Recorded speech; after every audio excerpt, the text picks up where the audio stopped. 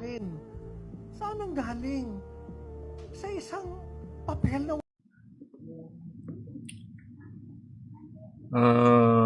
Nung una pong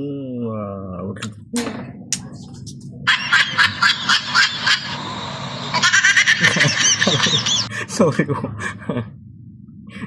Sorry po. Ay, basta nung una ho lumabas yung issue, hindi rin ho ako naniniwala kasi bago naman po yan na dumaan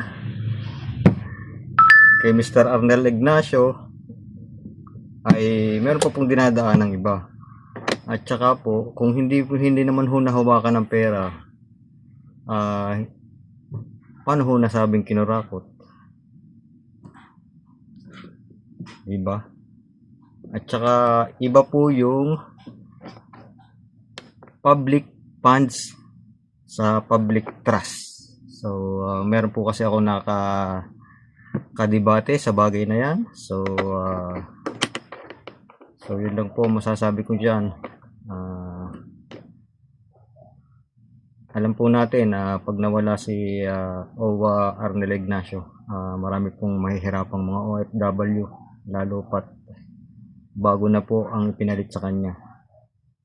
So naniniwala po ako na ito ay isang frame up. Hindi ko po sinasabi to dahil paborito ko po siyang artista. Pero yun lang po ang aking opinion.